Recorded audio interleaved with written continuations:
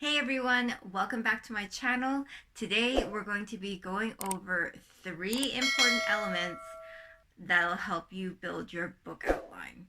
Now I know what you're thinking. Book outline? Outline schmoutline. I need to be in the flow. I don't need any sort of outline to keep me on track. If that's what you're thinking, I am so amazed by you. I'm in awe. Awesome. That's awesome for you. But what if you get distracted? What if you have kids? Or fur babies? And God forbid, what if there's like a random fire? What if there's something major that you need to go take care of and it just interrupts your actual writing time? Then what? Because let's be honest, 2020, it's been surprising us all along. And there's more, it feels like the world is more chaotic than ever, and there's a lot more distractions as well. So what can you do? And on top of everything else, our moods and emotions are kind of like roller coasters. At least that's what I've been feeling. And that's why having an outline is a great way to help you keep on track. Think of it this way. An outline is kind of like that awesome sidekick for your book. I mean, it won't get as much attention, obviously, or be appreciated, but it will help you keep on track no matter what happens. So whenever you sit down at your desk, you know exactly where you are in your book, in your chapters, in your stories. So let's start at the bottom and build your book from there. Now, step 1, your message. What is your message? Is it clear at all?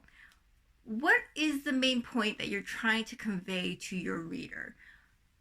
What do you want your reader to actually get out of reading your book? I mean, it's really good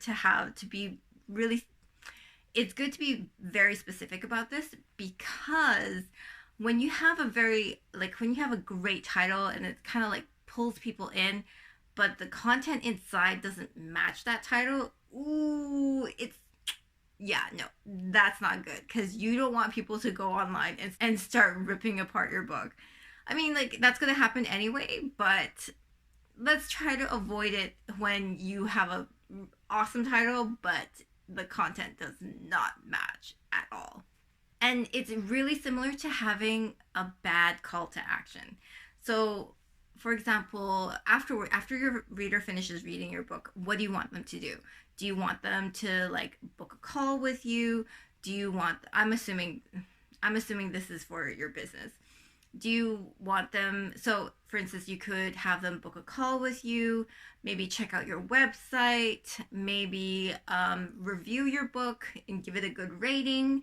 I mean, there's so many things that you could have your reader do afterwards. It's basically, what is it that you want them to do? And then really encourage that as part of your messaging. So, step 2, your chapters. Once your core message is crystal clear, you can divide it up into its main elements. Now, what exactly does that mean? Well, for example, if I'm writing a book on meditation for first timers, like people who have never tried it before, but they're willing to look into it and they want to reference your book. Now, there's so many different types of meditation, right? You could start by defining the different types of meditations there are, so that you can at least give your reader knowledge around what goes into each type of meditation.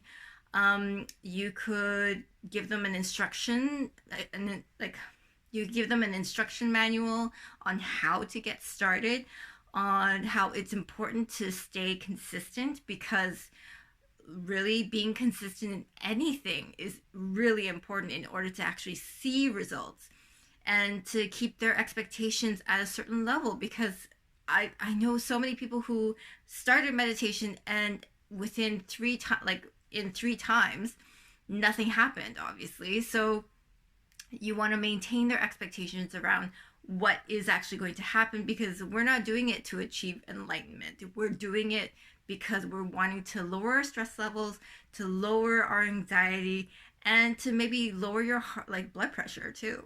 And the third thing is your stories. Okay, your stories are basically what help keep your readers interested in your book, and it also helps them to really relate to what you're saying as well.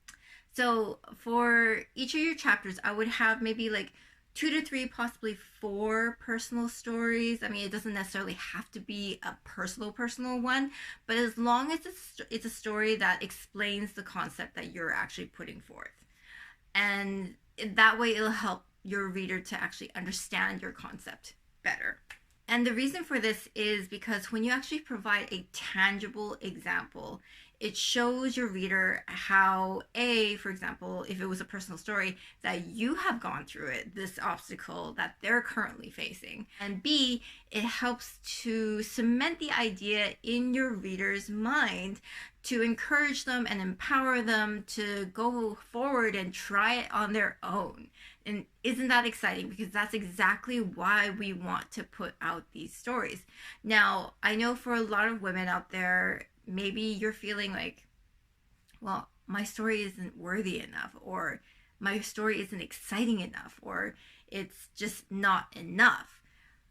Let me tell you right now, your story, where you went, like where you started and where you are right now, it matters, because you matter. Your story matters, and your story is also going to create an impact for other people, and you don't know the impact that you're going to have on anyone unless you actually tell your story. Now, I talk about the impact of your story in this video right here, so go check it out. And essentially, just remember that your story is always going to be enough, because you yourself, right here, right now, are enough. Okay? I can't stress that enough. I can't stress that. I can't stress that enough. But yeah, so let's just remember that. And if you ever have any doubts around that, go and look in the mirror, put a post-it note on there saying that you are worthy, because you are. Thanks again for watching, and I will see you next time.